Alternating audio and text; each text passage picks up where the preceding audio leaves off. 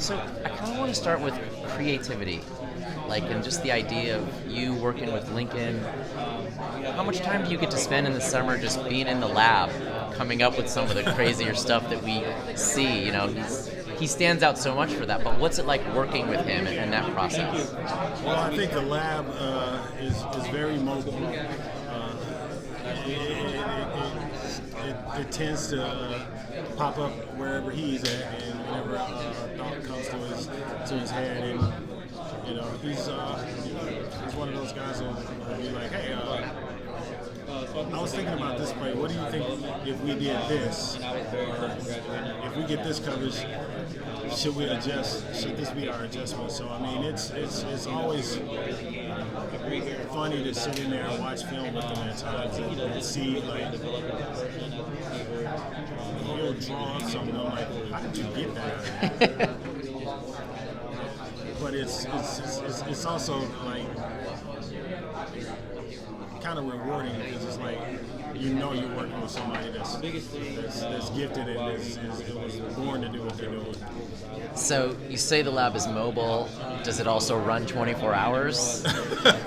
Have you ever woken up to texts where it's like, oh, hey, and you're like, how would you think about it? Why are you thinking about this at 3 in the morning? Or he's a pretty early bird, so yeah, that's happened a couple of times where you wake up and it's like, hey, we're gonna put this in, or we talked about doing it this way yesterday, but now we're gonna do this because of this, and this. So, with that as the setup, when you guys run in games, most of the time, most guys stick to where they are, and they kind of play most of the snaps in one spot. I know you expect them to all know it down cold, right, in every position? Well, no, we double train. And that's the beauty of having some of the guys that we have, and the excitement of having some of the guys that we have on the roster now, because you're not just pigeonholed on saying, okay, we're gonna have this guy in this spot. We feel like we got a diverse amount of talent that we can run the same play but switch guys around, and that's one of the positive of having all of the guys in one room.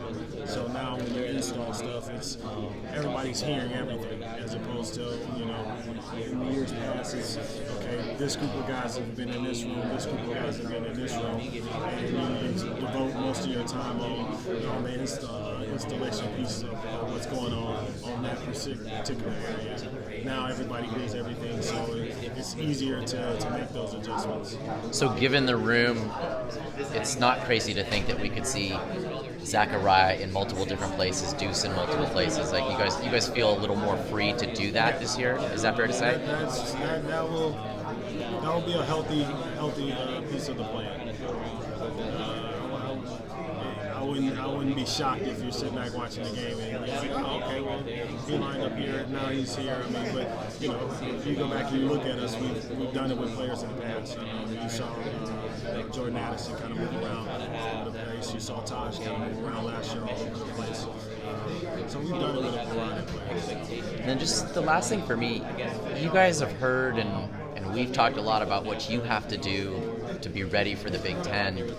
What are some of the things that you think you're going to throw at the Big Ten that they need to get ready for? Well, I would love to answer that question, but if I did, I'm sure they're going to have, if their staffs are made up like ours, there's someone that looks at every interview, whether it's a quality control guy or a GA, and they'll be like, oh, well, hey, let's be prepared to do this. So, great question, but safe to say there are some things. Yeah, safe to say that there are some things that we feel like we'll be able to do that'll cause some wrinkles.